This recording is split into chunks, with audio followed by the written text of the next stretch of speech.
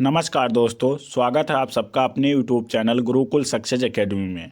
तो दोस्तों, आज आप लोगों के लिए एसएससी एमटीएस हवलदार 2023 के लिए जीके जीएस की क्लास लेकर आया हूं। यह क्लास एसएससी एमटीएस हवलदार 2023 के लिए बहुत ही महत्वपूर्ण होने वाली है। तो दोस्तों, इसी प्रकार से डेली क्लासेस पाने के लिए चैनल को फटाफट सब्सक्राइब कर लें और बेल आइकन को प्रेस कर दें। तो दोस्तों, वीडियो शुरू करते हैं। जिम कॉर्बेट नेशनल पार्क कहाँ पर स्थित है? तो Jim Corbett national park Uttarakhand में स्थित है। ऑप्शन नंबर इसका 20 सही आंसर होगा।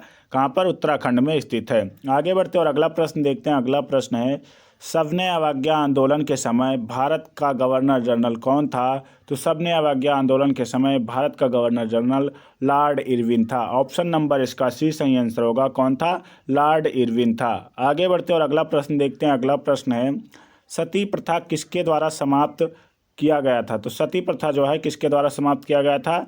विलियम बेंटिंक के द्वारा समाप्त किया गया था। ऑप्शन नंबर इसका सी सही आंसर होगा। विलियम बेंटिंक के द्वारा समाप्त किया गया था। आगे बढ़ते और अगला प्रश्न देखते हैं। भारत के मुख्य चुनाव आयुक्त की नियुक्ति कौन करता है? तो भारत के मुख्य चुनाव आयुक्त की नियुक्ति राष्ट्रपति करते हैं। ऑप्शन नंबर इसका बी सही आंसर होगा। कौन करते हैं? राष्ट्रपति करते हैं। आगे बढ़ते और अगला प्रश्न देखते हैं। अगला प्रश्न है, उपराष्ट्रपति के खिलाफ महाभियोग की कार्यवाही शुरू की जा सकती है। तो उपराष्ट्रपति के खिलाफ महाभियोग की कार्यवाही केवल राज्यसभा में शुरू की जा सकती है। ऑप्शन नंबर इसका सी सही आंसर होगा। केवल राज्यसभा में शुरू की जा सकती है। आगे बढ़ते और अगला प्रश्न है, पार्टी में गुब्बारे फुलाने के लिए निम्नलिखित में से किस सक्रिय गैस का प्रयोग किया जाता है? तो पार्टी में गुब्बारे फुलाने के लिए हीलियम गैस का प्रयोग किया जाता है। ऑप्शन नंबर इसका सी सही आंसर होगा। हीलियम गैस का प्रयोग किया जाता है। आगे बढ़ते और अगला प्रश्न देखते हैं। अगला प्रश्न है, भारतीय संविधान सभा द्वारा राष्ट्रीय गान को निम्नलिखित में से किस वर्ष अपनाया गया? तो भारतीय संविधान सभा द्वारा राष्ट्रीय गान को 1950 ईस्वी में अपनाया गया। ऑप्शन नंबर इसका सी सही आंसर होगा। 1950 में अपनाया गया। आगे बढ़ते और अगला प्रश्न देखते हैं। अगला प्रश्न है, भारत के कितने राज्यों में द्विसदनीय विधानमंडल हैं? तो भारत के 6 राज्यों में द्विसदनीय विधानमंडल हैं। ऑप्शन नंबर इसका सी सही आंसर होगा। 6 राज्यों में द्विसदनीय विधानमंडल हैं। आगे बढ़ते और अगला प्रश्न है, संविधान दिवस कब मनाया जाता है? तो संविधान दिवस जो है 26 नवंबर को मनाया जाता है। ऑप्शन नंबर बी इसका सही आंसर होगा। संविधान दिवस 26 नवंबर को मनाया जाता है। आगे बढ़ते और अगला प्रश्न है, किसी भी लोकतांत्रिक देश में कानून बनाने का अंतिम अधिकार किसके पास होता है? तो किसी भी लोकतांत्रिक देश में कानून बनाने का अंतिम अधिकार संसद के पास होता है। ऑप्शन नंबर इसका बी सही आंसर होगा। संसद के पास होता है। आगे बढ़ते और अगला प्रश्न देखते हैं। अगला प्रश्न है, 2011 की जनगणना के अनुसार भारत का सबसे कम जनसंख्या वाला राज्य कौन सा है?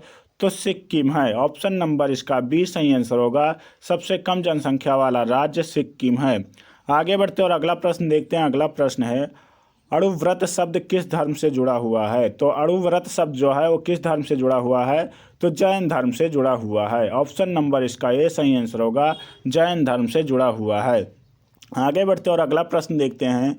अगला प्रश्न है, कल्हड़ की पुस्तक का नाम क्या है? तो कल्हड़ की पुस्तक का नाम, ऑप्शन नंबर इसका डी सही आंसर होगा। रजत रंगनी जो है उसका पुस्तक का नाम है। ऑप्शन नंबर डी इसका सही आंसर होगा। आगे बढ़ते और अगला प्रश्न देखते हैं। अगला प्रश्न है, अष्टाध्यायी किसके द्वारा लिखी गई पुस्तक है? तो अष्टाध्यायी पुस्तक जो है वो पाणिनि के द्वारा लिखी गई पुस्तक है। ऑप्शन नंबर बी इसका सही आंसर होगा।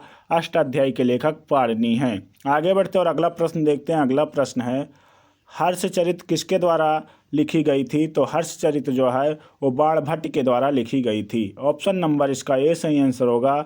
बाणभट्ट के द्वारा लिखी गई हर्षचरित है। आगे बढ़ते और अगला प्रश्न है, अलबरूनी किसके शासनकाल में इतिहासकार था? तो अलबरूनी जो है वो किसके शासनकाल में इतिहासकार था? तो महमूद गजनवी के शासनकाल में इतिहासकार था। ऑप्शन नंबर इसका बी सही आंसर होगा। आगे बढ़ते और अगला प्रश्न देखते हैं। अगला प्रश्न है, विजयनगर साम्राज्य की स्थापना कब हुई थी? तो विजयनगर साम्राज्य की स्थापना 14वीं सदी में हुई थी। ऑप्शन नंबर इसका सी सही आंसर होगा। 14वीं सदी में हुई थी। आगे बढ़ते और अगला प्रश्न देखते हैं। अगला प्रश्न है, मीनाक्षी मंदिर कहाँ पर स्थित है? तो मीनाक्षी मंदिर जो है वो मदुरई में स्थित है। ऑप्शन नंबर बी इसका सही आंसर होगा। मीनाक्षी मंदिर मदुरई में स्थित है। आगे बढ़ते और अगला प्रश्न देखते हैं। अगला प्रश्न है, विजयनगर किस नदी के तट पर स्थित है? क्या दोस्तों, विजयनगर जो है वो किस नदी के तट पर स्थित है? तो तुंगभद्रा नदी के तट पर स्थित है। ऑप्शन नंबर इसका सी सही आंसर होगा, तुंगभद्रा नदी के तट पर स्थित है। आगे बढ़ते और अगला प्रश्न देखते हैं, प्रसिद्ध विरूपाक्ष मंदिर कहाँ पर अवस्थित है? तो प्रसिद्ध विरूपाक्ष मंदिर जो है वो हम्पी में अवस्थित है। ऑप्शन नंबर इसका सी सही आंसर होगा, हम्पी में अवस्थित है। आगे बढ़ते और अगला प्रश्न देखते हैं। अगला प्रश्न है, अद्वैतवाद के सिद्धांत के प्रतिपादक कौन हैं? अद्वैतवाद के सिद्धांत के प्रतिपादक कौन हैं?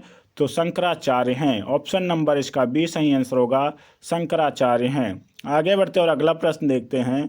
अगला प्रश्न है, उकाई बांध किस नदी पर स्थित है? तो उकाई बांध जो है वो तापी नदी पर स्थित है। ऑप्शन नंबर इसका ए सही आंसर होगा, उकाई बांध तापी नदी पर स्थित है। आगे बढ़ते और अगला प्रश्न देखते हैं। अगला प्रश्न है, लैब्राडोर सागर और भूमध्य सागर किस महासागर का हिस्सा है? तो लैब्राडोर और भूमध्य सागर जो है वो अटलांटिक महासागर का हिस्सा है। ऑप्शन नंबर इसका ये सही आंसर होगा, अटलांटिक महासागर का हिस्सा है। आगे बढ़ते और अगला प्रश्न देखते हैं। निम्नलिखित में से कौन सा ऊर्जा का एक पारंपरिक स्रोत है? तो कोयला जो है एक पारंपरिक स्रोत है। ऑप्शन नंबर इसका ये सही आंसर होगा। आगे बढ़ते और अगला प्रश्न देखते हैं। अगला प्रश्न है, भारत का सबसे लंबा नदी पुल ढोला सादिया निम्नलिखित में से किस नदी पर स्थित है? तो ब्रह्मपुत्र नदी पर स्थित है। ऑप्शन नंबर इसका सी सही आंसर होगा, ब्रह्मपुत्र नदी पर स्थित है। आगे बढ़ते और अगला प्रश्न देखते हैं। अगला प्रश्न है, निम्नलिखित में से कौन सा विषय राज्य सूची में नहीं है? तो राज्य सूची में जो है जन्म एवं मृत्यु का पंजीकरण जो है राज्य सूची में नहीं है। ऑप्शन नंबर सी इसका सही आंसर होगा। आगे बढ़ते और अगला प्रश्न देखते हैं। अगला प्रश्न है, समवर्ती सूची में कौन सा विषय है? तो समवर्ती सूची में जो है श्रम कल्याण विषय है। ऑप्शन नंबर डी इसका सही आंसर होगा, श्रम कल्याण है। आगे बढ़ते और अगला प्रश्न देखते हैं। अगला प्रश्न है, भारतीय संघ की आधिकारिक भाषा के रूप में संविधान द्वारा किसे मान्यता प्राप्त है? तो भारतीय संघ की आधिकारिक भाषा के रूप में हिंदी को मान्यता प्राप्त है। ऑप्शन नंबर इसका बी सही आंसर होगा, हिंदी को।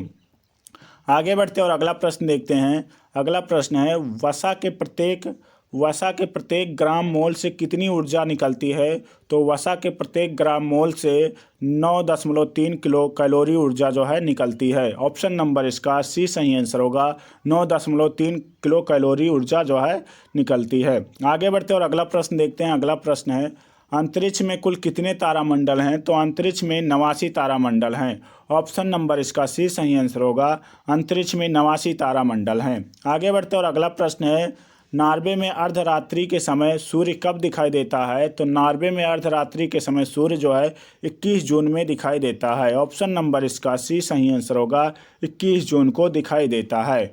आगे बढ़ते और अगला प्रश्न है, पृथ्वी की धुरी कैसी है? तो पृथ्वी की धुरी जो है वो झुकी हुई है। ऑप्शन नंबर इसका ए सही आंसर होगा, पृथ्वी की धुरी जो है झुकी हुई है। आगे बढ़ते और अगला प्रश्न देखते हैं।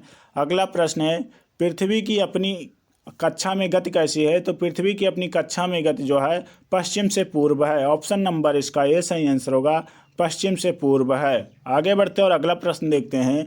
अगला प्रश्न है, प्रकाश का वेग सर्वप्रथम किसने ज्ञात किया?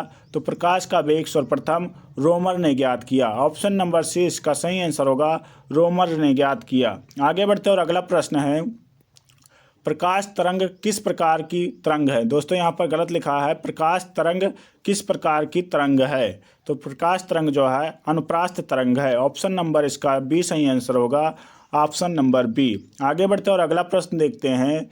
जब प्रकाश किरण एक माध्यम से दूसरे माध्यम में जाती है तो उसकी क्या होती है? आवृत्ति समान बनी रहती है। ऑप्शन नंबर इसका बी सही आंसर होगा, जब प्रकाश किरण एक माध्यम से दूसरे माध्यम में जाती है तो उसकी आवृत्ति समान बनी रहती है। आगे बढ़ते और अगला प्रश्न देखते हैं। अगला प्रश्न है, निम्नलिखित में से कौन सा प्राथमिक रंग नहीं है? तो निम्नलिखित में से जो प्राथमिक रंग नहीं है वह पीला है। ऑप्शन नंबर इसका ए सही आंसर होगा, पीला रंग जो है वो प्राथमिक रंग नहीं है। आगे बढ़ते और अगला प्रश्न देखते हैं। अगला प्रश्न है, हरी पत्तियों का पौधा लाल रोशनी में रखने पर कैसा दिखाई देगा? तो हरी पत्तियों का पौधा लाल रोशनी में रखेंगे तो काला दिखाई देगा। ऑप्शन नंबर इसका सी सही आंसर होगा, कैसा दिखाई देगा? काला दिखाई देगा।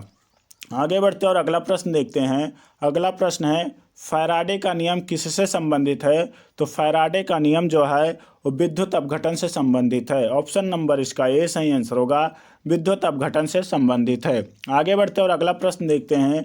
अगला प्रश्न है शुष्क सेल क्या है? तो शुष्क सेल किस प्रकार का सेल है? तो प्राथमिक सेल है। ऑप्शन नंबर इसका ए सही आंसर होगा, शुष्क सेल एक प्राथमिक सेल है। आगे बढ़ते और अगला प्रश्न देखते हैं। अगला प्रश्न है निम्नलिखित में से कौन सा अनचुंबकीय पदार्थ है?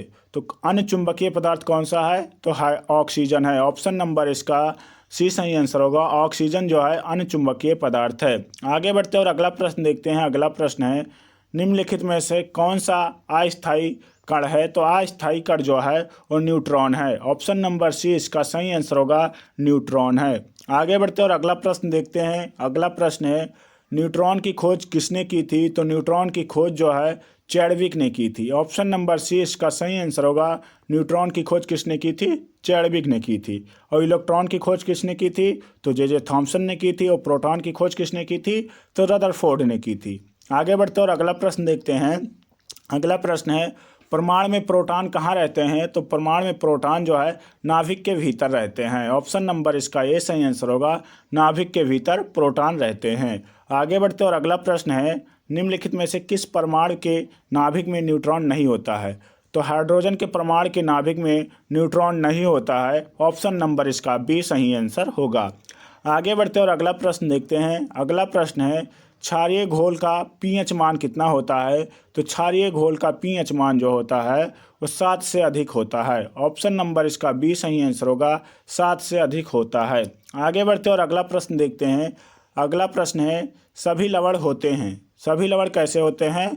तो विद्युत अपघट्य होते हैं। ऑप्शन नंबर इसका बी सही आंसर होगा, विद्युत अपघट्य होते हैं सभी लवण। आगे बढ़ते और अगला प्रश्न देखते हैं। अगला प्रश्न है अक्टूबर और नवंबर के महीने में कहाँ अधिक वर्षा होती है? तो कोरोमंडल तट पर जो है अक्टूबर और नवंबर महीने में सबसे अधिक वर्षा होती है। ऑप्शन नंबर डी इसका सही आंसर होगा। आगे बढ़ते और अगला प्रश्न देखते हैं। अगला प्रश्न है मानसून शब्द की उत्पत्ति किस भाषा से हुई है? तो मानसून शब्द की उत्पत्ति जो है अरबी भाषा से हुई है। ऑप्शन नंबर इसका ए सही आंसर होगा, अरबी भाषा से मानसून शब्द की उत्पत्ति हुई है। दोस्तों अगला प्रश्न जो है वीडियो का अंतिम प्रश्न है, देखते हैं निम्नलिखित में से कौन सा एक सबसे सूखा स्थान है? तो सबसे सूखा स्थान जो है लेह है। ऑप्शन नंबर सी इसका सही आंसर होगा, लेह जो है वो लद्दाख की राजधानी है। तो दोस्तों अगर वीडियो अच्छी लगी हो तो प्लीज़ वीडियो को लाइक कर दें और अपने दोस्तों तक शेयर कर दें। चैनल पे नए हो तो प्लीज़ चैनल को सब्सक्राइब कर लें। पूरा वीडियो देखने के लिए बहुत बहुत धन्यवाद आप लोगों का। मिलते हैं अगली वीडियो में, तब तक के लिए जय हिंद, जय भारत।